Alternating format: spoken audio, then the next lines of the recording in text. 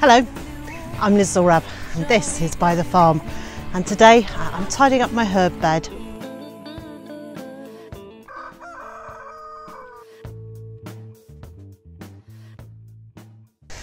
So I built this bed last year from pallets.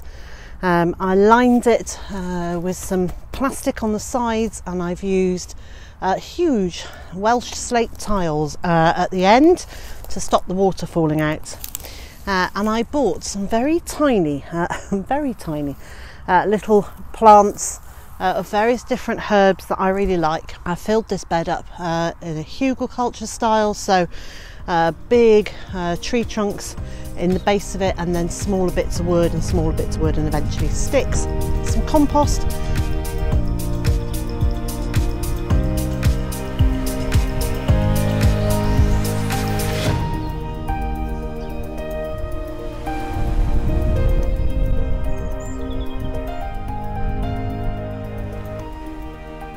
And then I used some leaf mould over the top of it, and in that I planted these very small plants.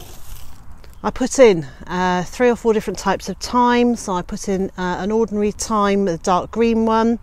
I put in a variegated thyme, lemon thyme, and over here it's an orange thyme. It's really lovely. Some feverfew, chives. What else have we got here? Bronze fennel, some chamomile, rosemary, and some bay. And in the middle here, just starting to grow, is bergamot, and I just love bergamot. It's what is used to give that very floral smell to Earl Grey tea, and it is just lovely. I love it. So it grew really well last year, and those tiny little plants, which were about maybe an inch to an inch and a half across when I put them in, are now enormous. They have spread out really well, they've grown really well, and I was worried last summer because it was so dry that they just wouldn't establish, but they did. And one of the ways that I kept them watered was to keep the bath water and then empty the bucketfuls of bath water into this bed. So today I'm just going to come through and snip off the dead flower heads and just tidy these herbs up a little bit and encourage them to become even more bushy and grow out into even bigger plants this year. So the feverfew, I'm going to cut off the dead flower heads here, or flower stalks. There we go. And that isn't a feverfew, that is the flower heads from the bergamot. So I'm going to crush those into the ground in the hope that they will have some seeds left in them and grow again. And all of this I'm probably just going to leave on the surface so that it can break down and provide even more organic matter in the bed.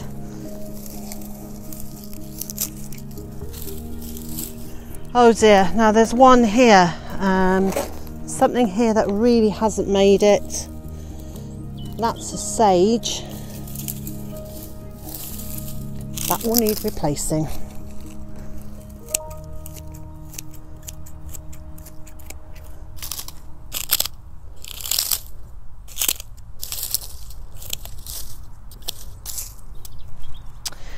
Here I've got some daylily, which isn't a herb, but it is edible.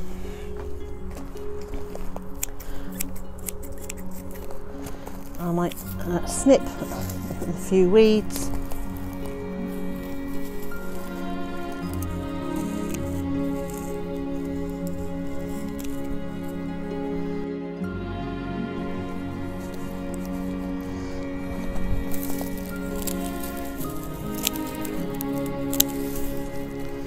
And what I have noticed growing right in the middle of this plant. And it is a clump of grass. Let's see if I can get that out. Oh, most of it.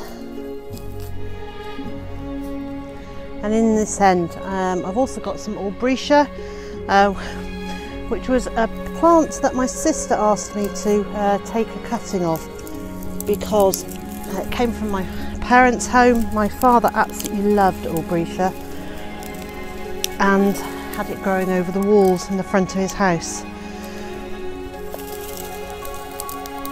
And my sister had it, and when their house was, they were having some renovation work done, she didn't want it to get ruined, so she asked me to take a cutting, and she took some cuttings. Well, mine have done very well, and so have hers. So now I have got a piece of my dad's Albrecia. It doesn't really fit in the herb bed. I will move it at some point. I really like plants that have a story behind them, that weren't just something that was bought at a garden centre and shoved in, although I like those too. But plants that have a story behind them and a memory, I just feel extra special. Well, that didn't take very long to tidy up, and so wherever you are in the world and whatever you've got planned for today, I hope it's a good one. I also hope you'll join me again next time.